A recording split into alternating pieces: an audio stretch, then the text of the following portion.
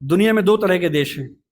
एक इंग्लैंड जैसा है, फ्रांस है, स्पेन है, जर्मनी मान सकते हैं, आज के समय के जर्मनी मान सकते हैं, उस समय का तो नहीं, आज के जर्मनी मान लीजिए। आप ग्रीस को मान लीजिए। ये सब देश वो हैं जो एक देश एक भाषा वाले लोग हैं। बांग्लादेश को मान लीजिए, बांग्ला बोलते हैं, एक देश एक भाषा है। पर कुछ देश ऐसे होते हैं जहां एक भाषा नहीं होती है। स्विट्जरलैंड में देखिए, छोटा सा देश है, 3 राजभाषाएं वहां पर हैं। बेल्जियम में देखिए, छोटा सा देश है, पर वहां भाषाएं एक से ज्यादा चलती हैं।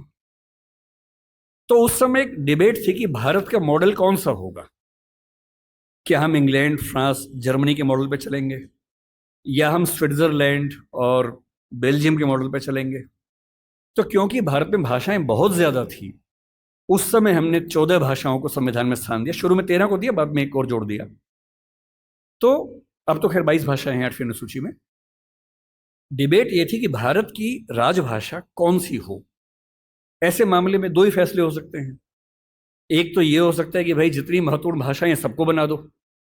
अगर सबको बनाएंगे तो हर डॉक्यूमेंट 10 भाषाओं में बनेगा, वो आसान काम नहीं है।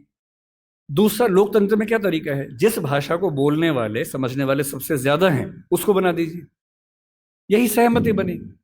स्वाधीनता संग्राम में हिंदी को राष्ट्रभाषा, राजभाषा बनाने की बात किन लोगों ने की, आपने कभी गौर किया है? हिंदी को राष्ट्रभाषा बनाने के सबसे बड़े समर्थक कौन थे? महात्मा गांधी, गुजरात के थे, गुजराती आदमी।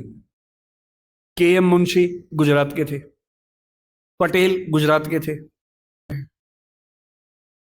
हिंदी को भारत की राष्ट्रभाषा बनाने की जो बात आई है, हिंदी समाज से ही नहीं आई है।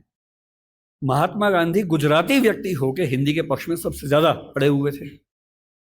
महाराष्ट्र में तिलक थे, सावरकर थे, वो मराठी की बात नहीं कर रहे, वो हिंदी की बात कर रहे थे। पंजाब में लाला लाजपत राय थे। आप बंगाल में जाएंगे, केशव चंद्र सेन से परंपरा शुरू होती है, सुभाष चंद्र बोस तक परंपरा जारी है, वो सब हिंदी की बात कर रहे हैं।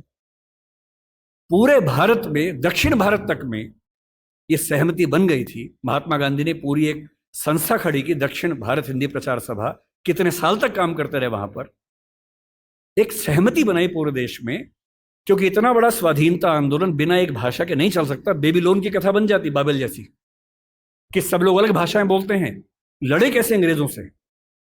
इसलिए कांग्रेस ने 1915 के आसपास से ही भाषा पे काम करना शुरू किया और ये मान लिया कि जब तक अंग्रेजी में काम करेंगे वकीलों का आंदोलन रहेगा, जनता का नहीं बनेगा। वो वकीलों का आंदोलन जनता का आंदोलन तब बना जब लोक भाषाओं में लड़ा गया, और लोक भाषाओं में सबसे बड़ी भूमिका हिंदी की रही। आज अगर कोई मुझसे पूछे कि भारत में कौन सी राजभाषा या संपर्क भाषा बन सकती है, आप डेटा देखिए, सेंसस को देखिए। हिंदी बोलने वालों की कुल संख्या पहली, दूसरी, तीसरी भाषा के तौर पर भारत में कितनी है इस समय? 69 करोड़ है 2011 के सेंसस में। 57% ऑफ पॉपुलेशन भारत की, फर्स्ट, सेकंड, थर्ड।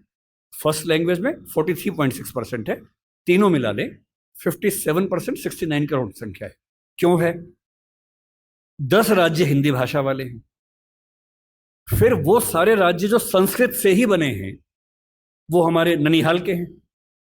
इसलिए आप महाराष्ट्र जाएंगे, क्योंकि मराठी संस्कृत से बनी है, आपको मराठी हिंदी में दिक्कत नहीं आती, क्योंकि दोनों की रूट सेम है। यही गुजराती में है, यही पंजाबी में है, यही सिंधी में है, यही असमिया में है, यही ओडिया में है, यही बांग्ला में है।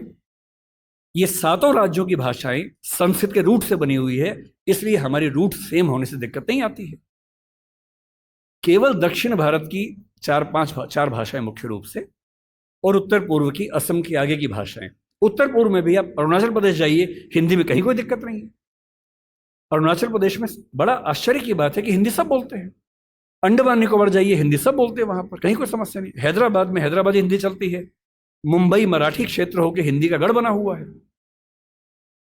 और जो दक्षिण के 4 राज्य हैं उनमें भी, क्योंकि 10वीं क्लास तक हिंदी आमतौर पर स्कूल में पढ़ाई जाती है, तमिलनाडु में कुछ गांवों को छोड़ देंगे, मैं पूरा भारत ठीक से घूमा हुआ है, और मुझे आज तक हिंदी से काम चलाने में दिक्कत नहीं आई।